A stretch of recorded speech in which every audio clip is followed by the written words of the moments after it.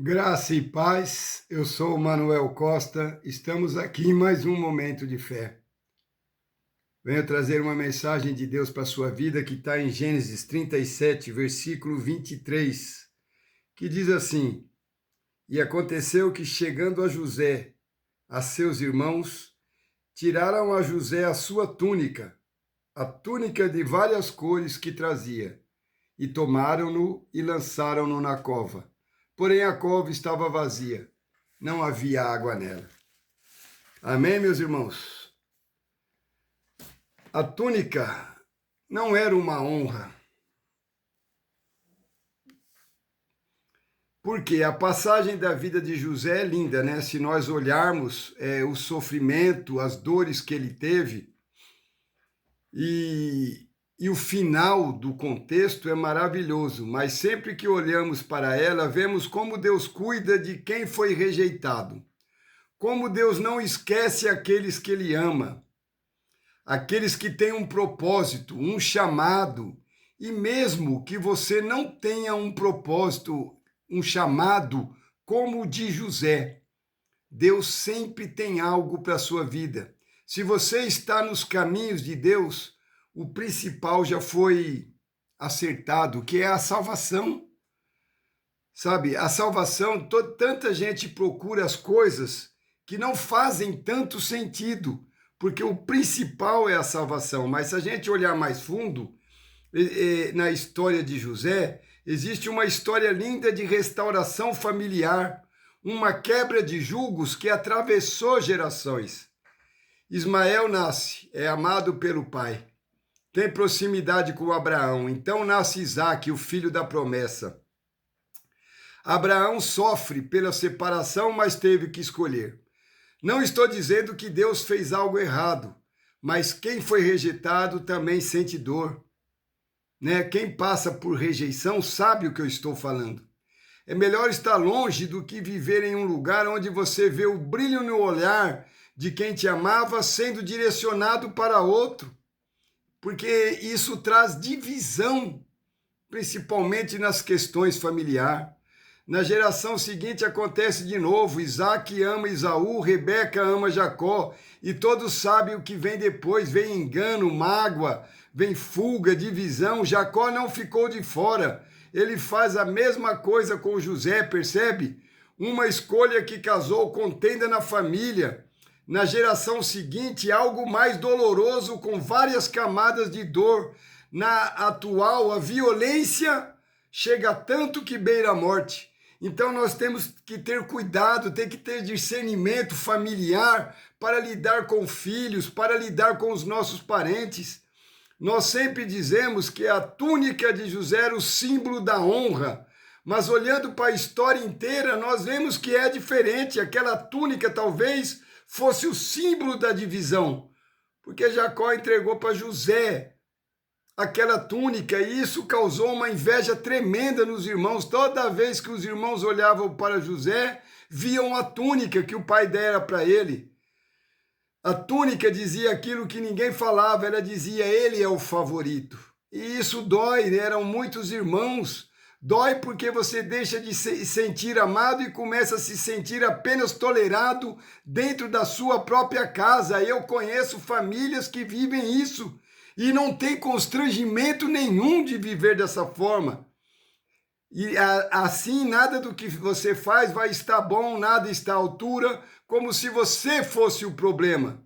Você olha para o seu irmão não com amor, mas com peso, como se ele fosse culpado. Mas percebe uma coisa? José nunca pediu isso, muito pelo contrário.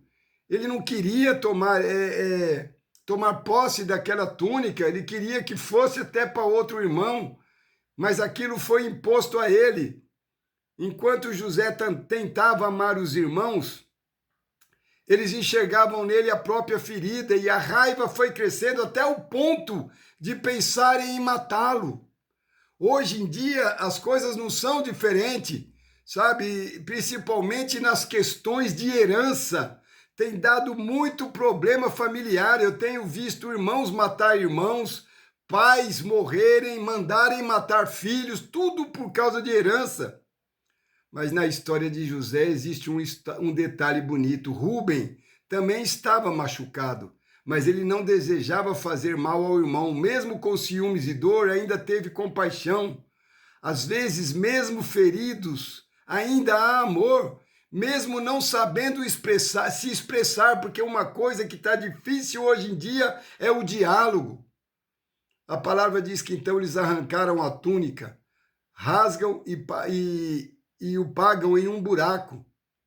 E José foi vendido como escravo, né? Talvez seja aqui que muita gente veja apenas inveja, mas eu vejo Deus começando a tratar algo que ninguém tinha percebido, porque aquela túnica não era apenas uma roupa, ela era o símbolo de uma divisão que atravessava gerações.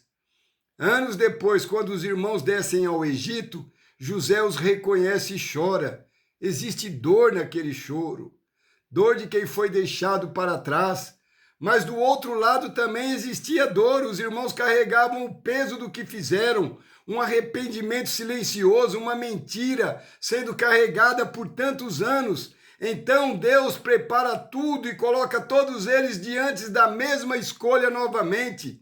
Antes eles deixaram um irmão para trás, agora precisam decidir o que fazer com Benjamim e dessa vez eles escolhem diferente.